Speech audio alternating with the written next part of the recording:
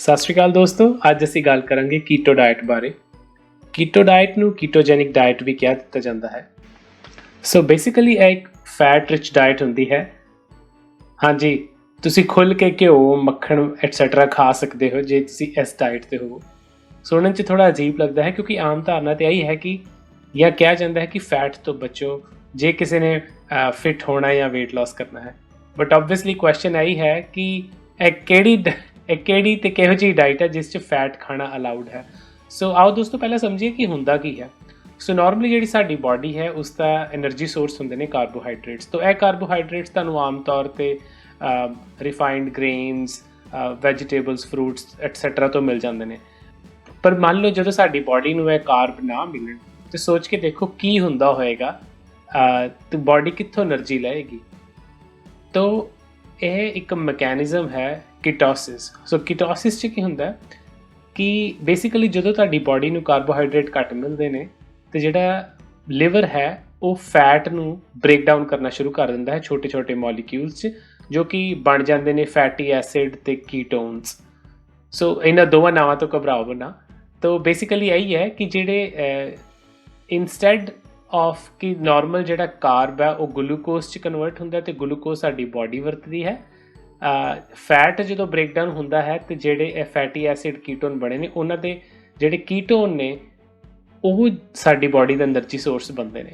Historically ਦੇਖੋ ਤਾਂ ਜਿਹੜੇ ਬੱਚਿਆਂ ਨੂੰ ਐਪਿਲੈਪਸੀ ਜਾਂ ਅਸੀਂ ਮਿਰਗੇ ਵੀ ਕਹਿ ਦਿੰਦੇ ਹਾਂ ਉਹਨਾਂ ਨੂੰ ਸੀਜ਼ਰਸ ਹੁੰਦੇ ਨੇ। ਤਾਂ ਜੇ ਤੁਸੀਂ ਉਹਨਾਂ ਨੂੰ ਕੀਟੋ ਡਾਇਟ ਦਿੰਦੇ ਹੋ ਕਿਉਂਕਿ ਕੀਟੋ ਡਾਇਟ ਵਿੱਚ ਬਲੱਡ ਅੰਦਰ ਕੀਟੋਨਸ ਵੱਧ ਜਾਂਦੇ ਨੇ, ਤਾਂ ਆਮ ਤੌਰ 'ਤੇ ਜਿਨ੍ਹਾਂ ਨੂੰ ਐਪਿਲੈਪਟਿਕ ਸੀਜ਼ਰਸ ਦੀ ਪ੍ਰੋਬਲਮ ਹੈ ਉਹਦੀ ਫ੍ਰੀਕੁਐਂਸੀ ਕਾਫੀ ਘਟਦੀ ਹੈ।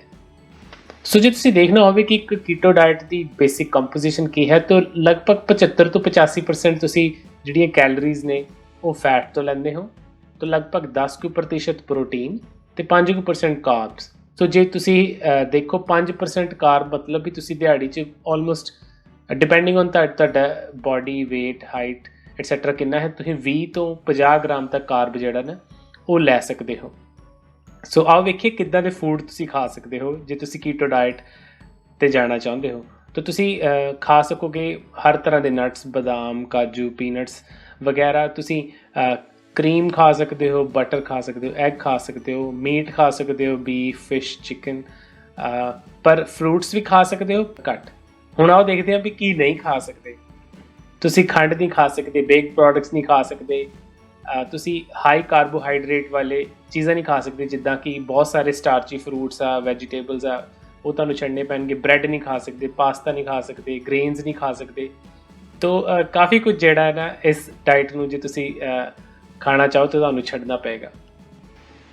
ਇਹ ਡਾਇਟਸ ਦੇ ਕੁਝ ਬੇਸਿਕ ਨੇ ਅਤੇ ਇੱਕ ਦੋ ਗੱਲਾਂ ਜਿਹੜੀਆਂ ਮੇਰੇ ਦਿਮਾਗ 'ਚ ਹੋਰ ਆਉਂਦੀਆਂ ਨੇ ਕਰਨ ਵਾਲੀਆਂ। ਉਹਨਾਂ 'ਚ ਇੱਕ ਇਹ ਹੈ ਕਿ ਜਿਹੜਾ ਜੇ ਤੁਸੀਂ ਇਸ ਡਾਇਟ 'ਤੇ ਵੇਟ ਲਾਸ ਕਰਨਾ ਚਾਹੁੰਦੇ ਹੋ ਤਾਂ ਇਹ ਤੁਹਾਨੂੰ ਜ਼ਰੂਰ ਧਿਆਨ ਰੱਖਣਾ ਪਏਗਾ ਕਿ ਤੁਹਾਨੂੰ ਹਜੇ ਵੀ ਜਿਹੜਾ ਕੈਲਰੀ ਡੈਫੀਸਿਟ ਹੈ ਉਹ ਮੇਨਟੇਨ ਕਰਨਾ ਪਏਗਾ ਵੇਟ ਲਾਸ ਕਰਨ ਲਈ।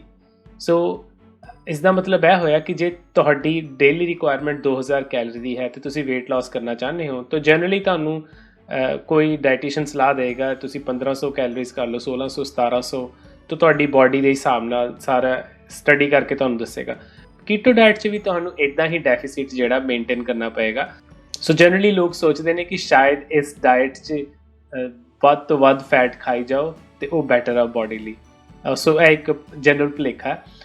ਦੂਜੀ ਗੱਲ ਇਹ ਹੈ ਕਿ ਜਦੋਂ ਸਾਡੀ ਬਾਡੀ ਦਾ એનર્ਜੀ ਸੋਰਸ ਬਦਲਦਾ ਹੈ from carbohydrates to fat rich diet, ਤਾਂ ਕਈ ਲੋਕਾਂ ਲਈ ਇਹ ਟ੍ਰਾਂਜੀਸ਼ਨ ਬੜੀ ਔਖੀ ਹੋ ਜਾਂਦੀ ਹੈ। ਤਾਂ ਲਗਭਗ ਤੀਜੇ ਚੌਥੇ ਦਿਨ 'ਚ ਜੇ ਤੁਸੀਂ ਮੰਨ ਲਓ 3-4 ਦਿਨ ਤੋਂ ਕਾਰਬ ਖਾਣੇ ਛੱਡ ਰਹੇ ਹੋ ਤਾਂ ਤੁਹਾਡੀ ਬਾਡੀ ਜਿਹੜੀ ਹੈ ਤੁਹਾਨੂੰ ਥੋੜ੍ਹਾ ਲੋ એનર્ਜੀ ਫੀਲ ਹੋਏਗਾ। ਕਈਆਂ ਨੂੰ ਅਲੱਗ-ਅਲੱਗ ਤਰ੍ਹਾਂ ਦੇ ਜਿਹੜੇ ਨੇ ਸਿੰਪਟਮ ਤੁਹਾਨੂੰ ਦਿਖਣੇ ਸ਼ੁਰੂ ਹੋਣਗੇ। ਜੇ ਤੁਹਾਨੂੰ ਬਹੁਤ ਜ਼ਿਆਦਾ ਪ੍ਰੋਬਲਮ ਹੋਵੇ ਤਾਂ ਤੁਸੀਂ ਡਾਕਟਰ ਕੋਲ ਵੀ ਜਾ ਸਕਦੇ ਹੋ, ਪਰ ਇਹ ਵਾ ਵੀ ਤੁਸੀਂ ਥੋੜ੍ਹਾ ਲੈਸ ਐਨਰਜੈਟਿਕ ਫੀਲ ਕਰਦੇ ਕਿਉਂਕਿ ਤੁਹਾਡੀ ਬਾਡੀ 'ਚ ਕਾਰਬੋਹਾਈਡਰੇਟਸ ਨਹੀਂ ਹੈਗੇ। ਤਾਂ ਆਮ ਤੌਰ 'ਤੇ ਜਿਹੜੀ એનર્ਜੀ ਤੁਹਾਨੂੰ ਪਤਾ ਹੈ ਖਾਣੇ ਤੋਂ ਮਿਲਦੀ ਹੈ ਉਹ ਸਿੱਧੇ ਤੌਰ 'ਤੇ ਨਹੀਂ ਮਿਲ ਪਾਉਂਦੀ। ਬਹੁਤ ਸਾਰੇ ਲੋਕ ਜਿਹੜੇ ਨੇ ਕੀਟੋ ਡਾਇਟਸ ਦੇ ਬੈਨੀਫਿਟ ਗਿਣਵਾ ਕੇ ਪੈਸੇ ਬਣਾਉਣਾ ਚਾਹੁੰਦੇ ਹੁੰਦੇ ਨੇ, ਪਰ ਹਾਂਜੀ ਬਹੁਤ ਸਾਰੇ ਜਿਹੜੇ ਫਾਇਦੇ ਤਾਂ ਹੈ ਨੇ ਪਰ ਇਹਦੇ ਨਾਲ ਕੁਝ ਰਿਸਕ ਵੀ ਨੇ। ਤਾਂ ਕੁਝ ਰਿਸਕ ਇੱਦਾਂ ਜਿਹੜੇ ਮੈਂ ਤੁਹਾਡੇ ਸਾਹਮਣੇ ਰੱਖਣਾ ਚਾਹਾਂਗਾ ਕਿ ਜੇ ਕੀਟੋ ਡਾਈਟ 'ਚ ਜੇ ਤੁਸੀਂ ਚਲੇ ਜਾਓ ਤਾਂ ਤੁਹਾਨੂੰ ਇਹ ਸਿਫਾਰਿਸ਼ ਕੀਤੀ ਜਾਂਦੀ ਹੈ ਕਿ ਤੁਸੀਂ ਸ਼ੂਗਰ ਜਾਂ ਰਿਫਾਈਨਡ ਕਾਰਬਸ ਨਾ ਖਾਓ, ਬਟ ਇਹ ਵੀ ਤੁਹਾਨੂੰ ਧਿਆਨ ਰੱਖਣਾ ਪਏਗਾ ਕਿ ਤੁਸੀਂ ਦਾਲਾਂ ਜਾਂ ਗ੍ਰੇਨਸ, ਫਰੂਟਸ, ਵੈਜੀਟੇਬਲਸ ਨਹੀਂ ਖਾ ਸਕਦੇ। ਹੁਣ ਜਦੋਂ ਤੁਸੀਂ ਇੰਨੀਆਂ ਸਾਰੀਆਂ ਚੀਜ਼ਾਂ ਨਹੀਂ ਖਾ ਸਕਦੇ ਹੋ ਤਾਂ ਤੁਹਾਡੀ ਬਾਡੀ 'ਚ ਬਹੁਤ ਤਰ੍ਹਾਂ ਦੇ ਵਿਟਾਮਿਨ, ਮਿਨਰਲ, ਐਂਟੀਆਕਸੀਡੈਂਟਸ, ਫਾਈਬਰਸ, ਫਾਈਟੋਨਿਊਟ੍ਰੀਐਂਟਸ ਇਹਨਾਂ ਦੀ ਕਮੀ ਹੋ ਜਾਂਦੀ ਹੈ। ਤਾਂ weight ਤੇ ਘਟ ਜਾਏਗਾ, ਪਰ ਕੋਈ ਨਾ ਕੋਈ ਹੋਰ ਡੈਫੀਸ਼ੀਐਂਸੀ ਟ੍ਰਿਗਰ ਹੋ ਸਕਦੀ ਹੈ। ਕੁਝ ਲੋਕਾਂ ਨੂੰ ਲੋ ਬਲੱਡ ਪ੍ਰੈਸ਼ਰ, ਕਿਸੇ ਨੂੰ kidney stone, constipation because fibre ਘਟ ਗਿਆ, ਤਾਂ ਹੋਰ ਕਈ ਤਰ੍ਹਾਂ ਦੀਆਂ ਨਿਊਟ੍ਰੀਸ਼ਨਲ ਡੈਫੀਸ਼ੀਐਂਸੀਜ਼, ਤੇ ਇਨਫੈਕਟ ਕਈਆਂ ਨੂੰ ਹਾਰਟ ਡਿਜ਼ੀਜ਼ ਵੀ ਹੋਣ ਦੇ ਚਾਂਸ ਜਾਂ ਰਿਸਕ ਆਫ ਹਾਰਟ ਡਿਜ਼ੀਜ਼ ਵੀ ਜ਼ਿਆਦਾ ਵੱਧ ਜਾਂਦਾ ਹੈ। ਕਈ ਲੋਕ ਸੋਚਦੇ ਨੇ ਕਿਉਂਕਿ ਉਹ ਲੋ ਕਾਰਬ ਡਾਈਟ ਤੇ ਨੇ ਤਾਂ ਸ਼ਾਇਦ ਹੁਣ ਕੀਟੋਸਿਸ 'ਚ ਚਲੇ ਗਏ ਨੇ। ਸੋ ਕੀਟੋਸਿਸ ਮੇਨਲੀ ਹੈ ਕਿ ਜਦੋਂ ਤੁਹਾਡੀ ਬਾਡੀ ਫੁੱਲੀ ਫੈਟ ਨੂੰ ਯੂਜ਼ ਕਰਨਾ ਸ਼ੁਰੂ ਕਰ ਦਿੰਦੀ ਹੈ એનર્ਜੀ ਜਨਰੇਟ ਕਰਨ ਲਈ, ਤਾਂ ਉਸ ਨੂੰ ਕੀਟੋਸਿਸ ਕਿਹਾ ਜਾਂਦਾ ਹੈ। ਤਾਂ ਘੱਟ ਕਾਰਬ ਖਾਣਾ ਐਸੈਂਸ਼ਲੀ ਇਹਦਾ ਮਤਲਬ ਹੈ ਨਹੀਂ ਕਿ ਤੁਸੀਂ ਕੀਟੋਸਿਸ 'ਚ ਚਲੇ ਗਏ ਹੋ।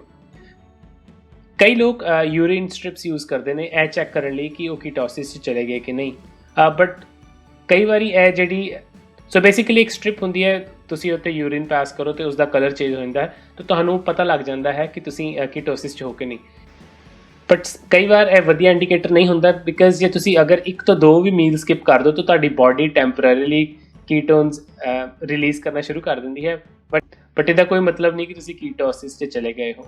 ਤਾਂ ਨਾਲੇ ਐਕਸਪਰਟਸ ਵੀ ਰეკਮੈਂਡ ਨਹੀਂ ਕਰਦੇ ਕਿ ਅੰਦਰ ਬਾਹਰ ਹੋਣਾ ਕੀਟੋਸਿਸ 'ਚੋਂ।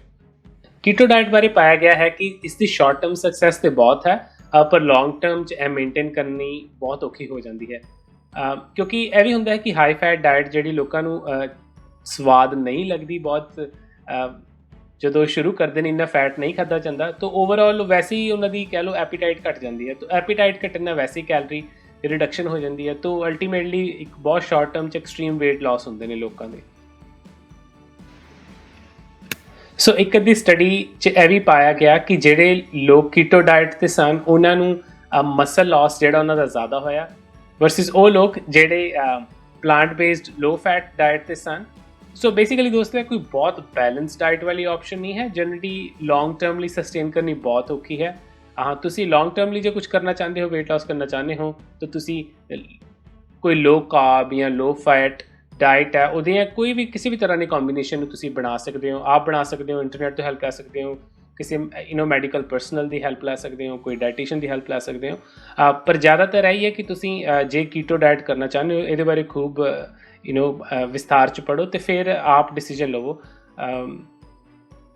ਮੈਂ ਵੀ ਥੋੜ੍ਹੀ ਦੇਰ ਕਰਕੇ ਦੇਖੀ ਸੀ, ਮੇਰਾ ਕੋਈ ਫਰਕ ਨਹੀਂ ਪਿਆ, because I could not keep up. ਇਹ ਬਹੁਤ ਹਾਰਡ ਹੈ ਇੰਨਾ ਜ਼ਿਆਦਾ ਫੈਟ ਖਾਣਾ ਹਰ ਵੇਲੇ।